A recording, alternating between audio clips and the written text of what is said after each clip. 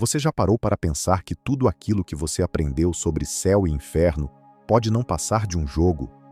Um jogo de poder, medo e controle? Um suborno e uma ameaça moldados ao longo dos séculos para te manter em silêncio e obediência. Jorge Luiz Borges nos provoca com uma frase simples, porém devastadora. O céu é um suborno, o inferno uma ameaça. Pense nisso. O céu, essa promessa de recompensa eterna, um lugar perfeito e feliz, não seria nada mais do que um suborno para que você aceite as regras, as limitações e até as injustiças do mundo presente? E o inferno, um lugar de tormento e punição, nada mais do que uma ameaça sombria para que você não ouse questionar, não ouse desafiar? Essa dinâmica não é nova. Desde tempos imemoriais, religiões e sistemas de poder têm usado essas ideias para dominar mentes e corpos. A moral imposta, sustentada pelo medo da punição eterna e pelo desejo da recompensa eterna, é uma engenharia da alma. Mas será que essa moral é genuína? Ou ela foi forjada para manter o status quo?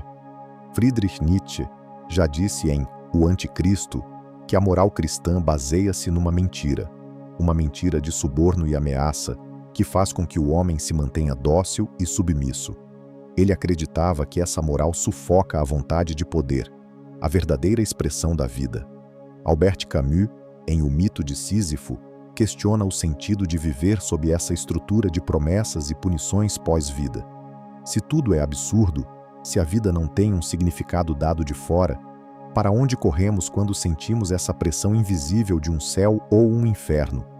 Jean-Paul Sartre, o existencialista, disse que o inferno são os outros, não no sentido literal do fogo eterno, mas no fato de que somos julgados, vigiados e condenados pelas expectativas e moralidades impostas pela sociedade. Essas cadeias invisíveis, muitas vezes sancionadas pela religião, nos fazem viver sob medo e censura.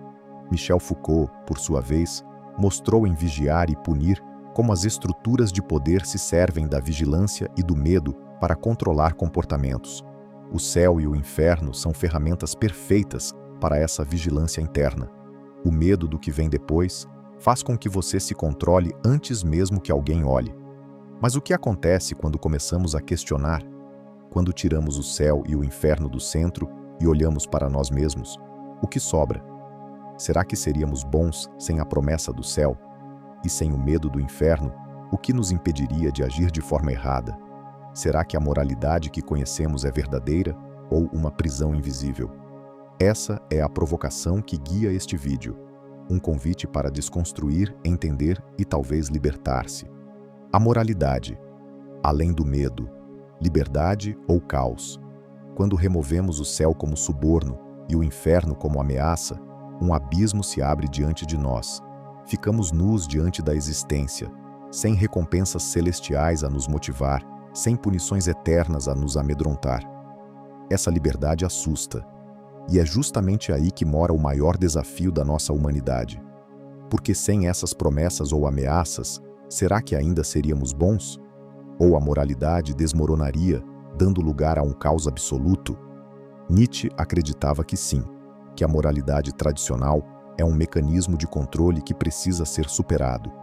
Para ele, o ser humano deve criar seus próprios valores, afirmar a vida apesar do absurdo e transcender essa moralidade imposta. Mas criar valores próprios não é uma tarefa simples. Ela exige coragem para olhar no espelho e assumir a responsabilidade pela própria existência, sem desculpas, sem subterfúgios. Camus chamou isso de revolta. A revolta do homem que aceita o absurdo da vida, que recusa se esconder sob promessas falsas e escolhe viver mesmo assim, mesmo sabendo que não há sentido dado de fora. Sartre complementa: estamos condenados a ser livres. Essa condenação é também um chamado para agir, para escolher, para criar significado em um universo indiferente. Mas o preço é alto. Sem o céu para premiar e o inferno para punir, não existe uma régua externa para medir o certo e o errado. A responsabilidade é toda nossa. É nesse ponto que muitos recuam. Preferem as amarras confortáveis do suborno e da ameaça, porque é mais fácil seguir um caminho traçado do que trilhar um terreno incerto, onde a cada passo você cria seu próprio sentido. Foucault revela que o poder quer que você aceite essa cadeia invisível, pois o medo e a recompensa são ferramentas eficazes para manter a ordem. Mas a verdadeira liberdade nasce no momento em que você reconhece essas correntes e decide quebrá-las. Imagine um mundo onde a bondade não nasce do medo ou da promessa de recompensa, mas da autenticidade do ser, onde a ética é um ato de criação contínua, uma obra pessoal e coletiva. Essa é a revolução silenciosa que propomos aqui. Ser bom não porque o céu promete um prêmio, nem porque o inferno ameaça um castigo, mas porque a liberdade exige que sejamos responsáveis por nós mesmos. Esse salto é o que nos tira do papel de meros obedientes para nos tornar criadores da nossa própria moral. Libertação ou prisão? A verdade que só você pode escolher. Agora respire fundo e ouça com atenção. Não existe céu para te comprar. Não existe inferno para te ameaçar. Essas são histórias, poderosas, antigas, mas histórias mesmo.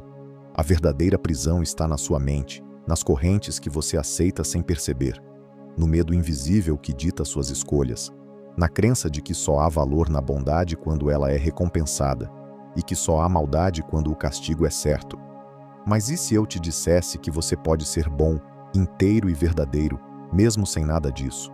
Que a bondade genuína não precisa de suborno, nem de ameaça? Que você pode criar seu próprio céu aqui, agora, com suas ações, sua consciência, sua coragem? Essa é a virada de chave. O despertar para o fato de que o poder que as religiões tentam monopolizar, o poder da moral e do significado, sempre esteve dentro de você. E está na sua escolha aceitar essa liberdade ou continuar sendo refém do medo. Nietzsche, Camus, Sartre e Foucault não vieram para te dar respostas fáceis. Vieram para mostrar o abismo e a possibilidade de voar sobre ele. Mas voar dói, é assustador, é solitário e exige uma verdade. Você é o único responsável pela sua vida, pela sua bondade, pela sua liberdade. Se esse vídeo te incomodou, provocou um choque, um questionamento, parabéns. Isso significa que sua consciência está acordando. E agora é sua vez de decidir. Continuar na segurança do suborno e da ameaça, ou assumir a difícil, porém libertadora jornada de ser bom sem Deus. Se você sente que essa reflexão merece ecoar, comente abaixo o que mais te impactou. Compartilhe para que mais pessoas possam romper essas correntes invisíveis. E se quiser continuar essa busca, considere se tornar membro do canal.